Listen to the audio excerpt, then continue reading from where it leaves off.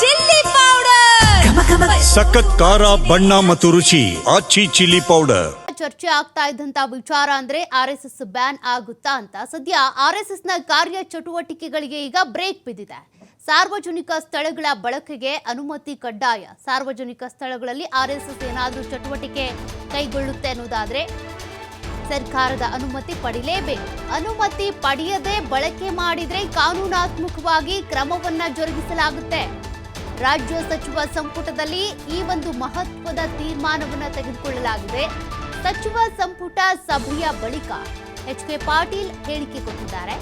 ನಾವು ಜಗದೀಶ್ ಶೆಟ್ಟರ್ ಆದೇಶವನ್ನೇನು ತಂದಿಲ್ಲ. ದೇವಸ್ಥಾನಗಳು ಸಾರ್ವಜನಿಕ ಆಸ್ತಿ ಒಳಗೆ ಬರ್ತವೆ. ದೇವಸ್ಥಾನಗಳು, ಬಸ್ ನಿಲ್ದಾಣ, ಶಾಲಾ ಕಾಲೇಜು ಜೊತೆಗೆ ಆಟದ ಮೈದಾನದಲ್ಲಿ ಸಂಘಟನೆಗಳ ಚಟುವಟಿಕೆಗೆ ನಿಷೇಧ ಇರುತ್ತೆ. ಸಚಿವ ಸಂಪುಟ ಸಭೆ ಬಳಿಕ ಎಚ್.ಕೆ. ಪಾಟೀಲ್ ಅವರು ಪ್ರತಿಕ್ರಿಯೆ ಕೊಟ್ಟಿದ್ದಾರೆ. ಏನೇ ಕಾರ್ಯಕ್ರಮ ಮಾಡಬೇಕು, ಚಟುವಟಿಕೆ ನಡೆಸಬೇಕು ಅಂದ್ರೂ ಸರ್ಕಾರದ ಅನುಮತಿ ಕಡ್ಡಾಯ ಅಂತ. ವಿವರವಾಗಿರ್ತಕ್ಕಂಥ ಆದೇಶ ಇರ್ತದೆ. ಈಗ ನಾವೇನು ಆದೇಶ ಹೊರಡಿಸ್ತೀವಿ ಅದು it will be of its own kind. ಸಾರ್ವಜನಿಕ ಆಸ್ತಿಯೊಳಗೆ ಬರ್ತಾವಲ್ಲ, ಸಾರ್ವಜನಿಕ ಆಸ್ತಿಯೊಳಗೆ ಬರ್ತಾವಲ್ರಿ.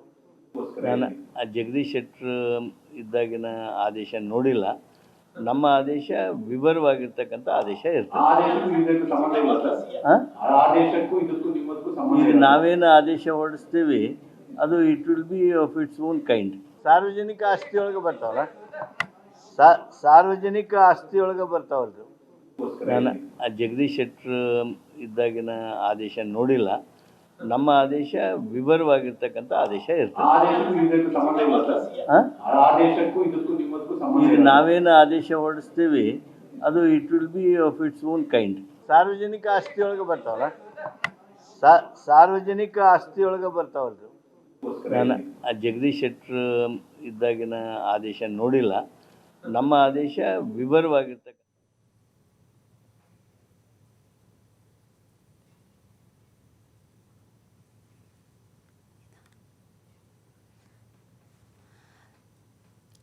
ಓಕೆ, ಇದಕ್ಕೆ ಸಂಬಂಧಪಟ್ಟಂತೆ ಅಂದರೆ ಸಾರ್ವಜನಿಕ ಸ್ಥಳಗಳಲ್ಲಿ ಆರ್ಎಸ್ಎಸ್ ಚಟುವಟಿಕೆ ನಡೆಸಬೇಕು ಅಂದರೆ ಅದಕ್ಕೆ ಅನುಮತಿ ಕಡ್ಡಾಯ ಆಗಬೇಕು ಅನ್ನೋದಕ್ಕೆ ಸಂಬಂಧಪಟ್ಟಂತೆ ಪ್ರಿಯಾಂಕ್ ಖರ್ಗೆ ಅವರು ಸಿಎಂ ಸಿದ್ದರಾಮಯ್ಯನವರಿಗೆ ಒಂದು ಪತ್ರವನ್ನು ಬರೆದಿದ್ರು. ಆ ಪತ್ರದಲ್ಲಿ ಏನಿತ್ತು, ಆ ಡೀಟೇಲ್ಸ್ ನೋಡೋಣ. ಯಾರೇ ಸರ್ಕಾರಿ ನೌಕರನು ಯಾವುದೇ ರಾಜಕೀಯ ಪಕ್ಷದ ಅಥವಾ ರಾಜಕಾರಣದಲ್ಲಿ ಭಾಗವಹಿಸುವಂತಹ ಯಾವುದೇ ಸಂಘ ಸಂಸ್ಥೆಯ ಸದಸ್ಯನಾಗಿರತಕ್ಕದ್ದಲ್ಲ. ಅವುಗಳೊಂದಿಗೆ ಅನ್ಯತಾ ಸಂಬಂಧ ಹೊಂದಿರತಕ್ಕದ್ದಲ್ಲ. ಯಾವುದೇ ರಾಜಕೀಯ ಚಳುವಳಿ ಅಥವಾ ಚಟುವಟಿಕೆಯಲ್ಲಿ ಭಾಗವಹಿಸತಕ್ಕದ್ದಲ್ಲ. ಅದರ ಸಹಾಯಾರ್ಥ ವಂತಿಗೆ, ನೆರವು ನೀಡತಕ್ಕದ್ದಲ್ಲ ಎಂದು ಸ್ಪಷ್ಟವಾಗಿ ನಿರ್ದೇಶನ ನೀಡಲಾಗಿದೆ. ಆದರೂ ಇತ್ತೀಚಿನ ದಿನಗಳಲ್ಲಿ ರಾಷ್ಟ್ರೀಯ ಸ್ವಯಂ ಸೇವಕ ಸಂಘ ಹಾಗೂ ಇತರೆ ಸಂಘ ಸಂಸ್ಥೆಗಳು ಹಮ್ಮಿಕೊಳ್ಳುವ ಕಾರ್ಯಕ್ರಮಗಳು ಹಾಗೂ ಚಟುವಟಿಕೆಗಳಲ್ಲಿ ಸರ್ಕಾರಿ ಅಧಿಕಾರಿಗಳು ಹಾಗೆ ನೌಕರರು ಭಾಗವಹಿಸ್ತಾ ಇರುವುದನ್ನು ಗಮನಿಸಲಾಗಿದೆ. ಆದ್ದರಿಂದ ರಾಜ್ಯದ ಸರ್ಕಾರಿ ಅಧಿಕಾರಿ ಮತ್ತು ನೌಕರರು ರಾಷ್ಟ್ರೀಯ ಸ್ವಯಂ ಸೇವಕ ಸಂಘ ಹಾಗೂ ಇತರೆ ಸಂಘ ಸಂಸ್ಥೆಗಳು ಹಮ್ಮಿಕೊಳ್ಳುವ ಕಾರ್ಯಕ್ರಮಗಳು ಹಾಗೂ ಚಟುವಟಿಕೆಗಳಲ್ಲಿ ಭಾಗವಹಿಸುವುದನ್ನು ಕಟ್ಟುನಿಟ್ಟಾಗಿ ನಿಷೇಧಿಸಿ ಇದನ್ನು ಉಲ್ಲಂಘಿಸುವ ಅಧಿಕಾರಿ ನೌಕರರ ವಿರುದ್ಧ ಶಿಸ್ತು ಕ್ರಮ ಕೈಗೊಳ್ಳಲಾಗುವುದೆಂದು ತಿಳಿಸುವ ಸುತ್ತೋಲೆಯನ್ನು ಹೊರಡಿಸಲು ಸಂಬಂಧಪಟ್ಟವರಿಗೆ ಸೂಕ್ತ ನಿರ್ದೇಶನ ನೀಡುವಂತೆ ಕೋರಿದೆ. ಗೌರವಗಳೊಂದಿಗೆ ಪ್ರಿಯಾಂಕ್ ಖರ್ಗೆ. ಯಾರೇ ಸರ್ಕಾರಿ ನೋಡಿ, ಇದು ಸಚಿವ ಪ್ರಿಯಾಂಕ್ ಖರ್ಗೆ ಅವರು ಸಿಎಂ ಸಿದ್ದರಾಮಯ್ಯನವರಿಗೆ ಬರೆದಿದ್ದಂಥ ಪತ್ರ. ಆ ಪತ್ರದಲ್ಲಿ ಅವರು ಆರ್ಎಸ್ಎಸ್ ನಿಷೇಧ ಮಾಡಬೇಕು ಅಂತ ಹೇಳಿಲ್ಲ. ಸಾಕಷ್ಟು ಇದಕ್ಕೆ ಸಂಬಂಧಪಟ್ಟಂತೆ ಬೇರೆ ಬೇರೆ ರೀತಿಯಾಗಿ ಚರ್ಚೆ ಆಗ್ತಾ ಇದೆ. ಬದಲಿಗೆ ಸರ್ಕಾರಿ ಜಾಗಗಳಲ್ಲಿ ಅಥವಾ ಸರ್ಕಾರಿ ಶಾಲೆಗಳಲ್ಲಿ ಆರ್ಎಸ್ಎಸ್ ತನ್ನ ಚಟುವಟಿಕೆಗಳನ್ನು ನಡೆಸ್ತಾ ಇದೆಯಲ್ಲ, ಅದರಲ್ಲಿ ಸರ್ಕಾರಿ ನೌಕರರು, ಸರ್ಕಾರಿ ಅಧಿಕಾರಿಗಳು ಕೂಡ ಭಾಗ್ಯ ಆಗ್ತಾ ಇದ್ದಾರೆ. ಆದರೆ ಕಾರ್ಯಕ್ರಮಗಳನ್ನು ನಡೆಸೋ ಸಂದರ್ಭದಲ್ಲಿ ಆರ್ಎಸ್ಎಸ್ ಅನುಮತಿಯನ್ನು ಪಡ್ಕೊಳ್ತಾ ಇಲ್ಲ. ಹಾಗಾಗಿ ಅನುಮತಿ ಕಡ್ಡಾಯ ಅಂತ ಒಂದು ಆದೇಶ ಹೊರಡಿಸಬೇಕು. ಬರೀ ಆರ್ಎಸ್ಎಸ್ ಮಾತ್ರ ಅಲ್ಲ, ಉಳಿದಂತೆ ಯಾವುದೇ ಸಂಘಗಳು ಕೂಡ ಏನೇ ಕಾರ್ಯಕ್ರಮ ಮಾಡಬೇಕು ಅಂದ್ರೂ ಸರ್ಕಾರದ ಅನುಮತಿಯನ್ನು ಕಡ್ಡಾಯವಾಗಿ ಪಡೆದುಕೊಳ್ಳೇಬೇಕು. ಇದಕ್ಕೆ ಸಂಬಂಧಪಟ್ಟಂತೆ ಒಂದು ಸಭೆ ಆಗಬೇಕು ಅಥವಾ ತೀರ್ಮಾನ ತೆಗೆದುಕೊಳ್ಬೇಕು ಅಂತ ಸಿಎಂ ಸಿದ್ದರಾಮಯ್ಯನವರಿಗೆ ಸಚಿವ ಪ್ರಿಯಾಂಕ್ ಖರ್ಗೆ ಅವರು ಪತ್ರವನ್ನು ಬರೆದಿದ್ರು. ಆ ಪತ್ರದ ಆಧಾರದ ಮೇಲೆನೆ ಈಗ ಸಾಕಷ್ಟು ಪರಿಶೀಲನೆ ಮಾಡಿ ಒಂದು ಸಚಿವ ಸಂಪುಟವನ್ನು ಸಭೆಯನ್ನು ಕೂಡ ಮಾಡಿ ತದನಂತರದಲ್ಲಿ ಈ ಒಂದು ತೀರ್ಮಾನ ತೆಗೆದುಕೊಂಡಿದ್ದಾರೆ. ಇನ್ನೊಂದು 2 ದಿನದಲ್ಲಿ ಇದೆಲ್ಲವೂ ಕೂಡ ಕಡ್ಡಾಯವಾಗಿ ಜಾರಿಗೆ ಬರುತ್ತೆ. ಸರ್ಕಾರಿ ಅನುದಾನಿತ ಶಾಲೆಗಳು, ಸರ್ಕಾರಿ ಶಾಲಾ ಕಾಲೇಜುಗಳು ಅಥವಾ ಸರ್ಕಾರಿ ಯಾವ್ಯಾವ ಸಂಸ್ಥೆಗಳಿರುತ್ತೆ ಅಥವಾ ಆಸ್ಪತ್ರೆಗಳಿರ್ಬೋದು, ಹೀಗೆ ಎಲ್ಲೆಲ್ಲಿ ಇವರು RSS ಚಟುವಟಿಕೆಗಳನ್ನು ನಡೆಸೋದಕ್ಕೂ ಮುಂಚೆ ಆ ಸ್ಥಳೀಯ ಪೊಲೀಸ್ ಸ್ಟೇಷನ್ಗೆ ಹೋಗಿ ಅವರು ಮಾಹಿತಿಯನ್ನು ಕೊಡಬೇಕು. ಇಂಥ ದಿನ ಇಂಥ ಕಾರ್ಯಕ್ರಮ ರೂಪುರೇಷೆ ಹಿಂಗೆ ಇರುತ್ತೆ ಅಂತ. ಹಾಗಾಗಿ ಅದಕ್ಕೆ ಸಂಬಂಧಿಸಿದಂತೆ ಇವತ್ತು ಒಂದು ಮಹತ್ವದ ತೀರ್ಮಾನ ಪ್ರಕಟ ಆಗಿದೆ. 2013ರಲ್ಲೂ ಕೂಡ ಒಂದು ಇಂಥದ್ದೇ ಆದೇಶ ತರಬೇಕು ಅಂತ ಈಗ ಸಂಸದರಾಗಿರುವಂಥ ಜಗದೀಶ್ ಶೆಟ್ಟರ್ ಅವರು ಒಂದು ಪ್ಲಾನ್ ಮಾಡಿದ್ರು. ಈಗ ಅದನ್ನೇ ಆಧಾರವಾಗಿಟ್ಕೊಂಡು ಯಥಾವತ್ತಾಗಿ ಜಾರಿಗೆ ತಂದಿದ್ದೇವೆ ಅಂತ ಕೂಡ ಹೇಳ್ತಾ ಇದ್ದಾರೆ. ಇದೆಲ್ಲವೂ ಕೂಡ ಎಷ್ಟರ ಮಟ್ಟಿಗೆ ಫಾಲೋ ಆಗುತ್ತೆ ಅದನ್ನು ನೋಡಬೇಕಾಗುತ್ತೆ. ಯಾಕಂದರೆ ಫಾಲೋ ಮಾಡಲಿಲ್ಲ ಅಂದರೆ ಕಾನೂನಾತ್ಮಕವಾಗಿ ಕ್ರಮವನ್ನು ತೆಗೆದುಕೊಳ್ತೀವಿ ಅಂತ ಕೂಡ ಹೇಳ್ತಾ ಇದ್ದಾರೆ. ಹಾಗಾಗಿ RSS ತನ್ನ ಚಟುವಟಿಕೆಗಳನ್ನು ಇಲ್ಲಿವರೆಗೂ ನಡೆಸ್ತಾನೆ ಬಂದಿದೆ. ಇನ್ನೂ ನಡೆಸಬೇಕು ಅಂದರೆ ಸರ್ಕಾರದ ಅನುಮತಿ ಕಡ್ಡಾಯ ಆಗಿರುತ್ತೆ. ಪಥಸಂಚಲನ ಇರ್ಬೋದು ಅಥವಾ ಒಂದಷ್ಟು ಭಾಷಣಗಳನ್ನ ಮಾಡೋದಕ್ಕೆ ಅಂತ ಇವರು ಬಂದಿರ್ತಾರೆ RSSನವರೇ. ಅವೆಲ್ಲವೂ ಕೂಡ ಭಾಷಣಗಳ ಸಂದರ್ಭದಲ್ಲಿ ಏನು ಹೇಳ್ತಾರೆ, ಅದು ಯಾವ ರೀತಿ ಪ್ರಭಾವ ಬೀರುತ್ತೆ ಅದೆಲ್ಲವೂ ಕೂಡ ಗೊತ್ತಾಗಬೇಕಾಗಿದೆ. ಅದರಿಂದಾಗಿ ಏನೇನಾಗಿದೆ ಅನ್ನೋದನ್ನು ಕೂಡ ನೀವು ಗಮನಿಸಿದ್ದೀರಾ. ಮತ್ತಷ್ಟು ಡೀಟೇಲ್ಸ್ ಕೊಡ್ತಾರೆ ಪ್ರತಿನಿಧಿ ಶಿವಕುಮಾರ್. ಈಗಾಗಲೇ RSS ತನ್ನ ಚಟುವಟಿಕೆಗಳನ್ನು ನಡೆಸೋದಕ್ಕೆ ಸರ್ಕಾರದ ಅನುಮತಿ ಕಡ್ಡಾಯ ಅನ್ನೋದು ಮಾಹಿತಿ ಗೊತ್ತಾಗ್ತಾ ಇದೆ. ಇದು ಯಾವ ರೀತಿಯಾಗಿ ಇಂಪ್ಲಿಮೆಂಟ್ ಆಗುತ್ತೆ?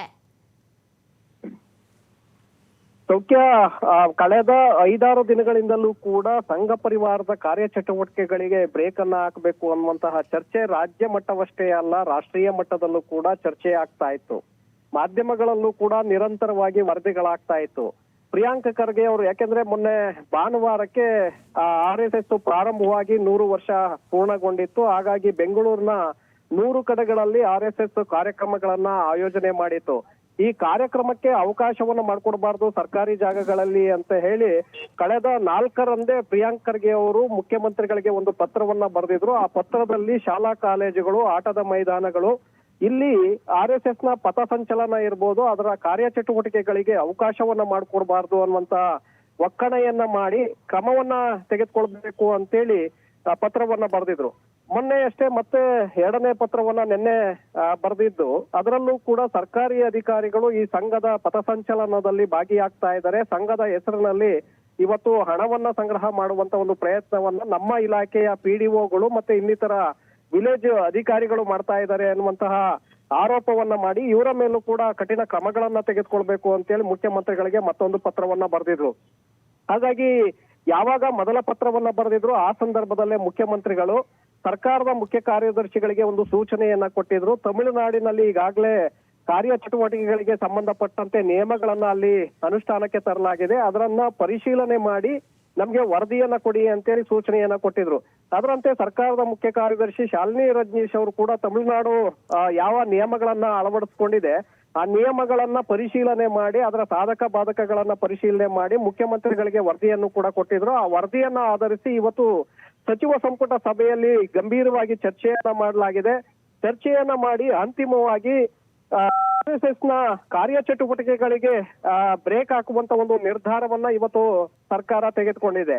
ಶಾಲಾ ಕಾಲೇಜುಗಳು, ಆಟದ ಮೈದಾನಗಳು, ಪಾರ್ಕ್ಗಳು, ಹಾಗೆ ದೇವಸ್ಥಾನಗಳು, ಅಂದ್ರೆ ಸಾರ್ವಜನಿಕ ವ್ಯಾಪ್ತಿಗೆ ಯಾವೆಲ್ಲ ಸ್ಥಳಗಳು ಬರುತ್ತೆ ಆ ಎಲ್ಲಾ ಸ್ಥಳಗಳಲ್ಲೂ ಕೂಡ RSS ಮುಂದಿನ ದಿನಗಳಲ್ಲಿ ಪಥಸಂಚಲನವನ್ನ ಮಾಡೋದಿರ್ಬೋದು ಅಥವಾ ಕಾರ್ಯಚಟುವಟಿಕೆಗಳನ್ನ ಮಾಡೋದಿರ್ಬೋದು, ಇದನ್ನ ಮಾಡಿದ್ದೇ ಆದ್ರೆ ಪೂರ್ವಾನುಮತಿಯನ್ನ ಪಡ್ಕೊಳ್ಬೇಕಾಗತ್ತೆ. ಸ್ಥಳೀಯ ಮಟ್ಟದ ಪೊಲೀಸ್ ಇಲಾಖೆ ಮೂಲಕ ಅನುಮತಿಯನ್ನ ಪಡ್ಕೊಳ್ಬೇಕಾಗತ್ತೆ. ಒಂದು ವೇಳೆ ಅನುಮತಿಯನ್ನ ಪಡೆಯದೆ ಏನಾದ್ರೂ ಪಥಸಂಚಲನವನ್ನ ಮಾಡಿದ್ದೇ ಆದ್ರೆ ಆ RSSನ ವಿರುದ್ಧ FIR ಅನ್ನ ದಾಖಲು ಮಾಡಲಾಗತ್ತೆ. ನಂತರ ಕಠಿಣ ಕ್ರಮಗಳನ್ನ ತೆಗೆದುಕೊಳ್ಳುವಂತಹ ಒಂದು ನಿಯಮಗಳನ್ನ ಇವತ್ತಿನ ಸಂಪುಟ ಸಭೆಯಲ್ಲಿ ತೆಗೆದುಕೊಳ್ಳಲಾಗಿದೆ. ಹಾಗಾಗಿ ಅದು ಶೀಘ್ರದಲ್ಲೇ ಈಗ ಅನುಷ್ಠಾನಕ್ಕೂ ಬರ್ತಾ ಇದೆ. ಸೌಖ್ಯ. Thank you Shivakumar ಡೀಟೇಲ್ಸ್ಗೆ.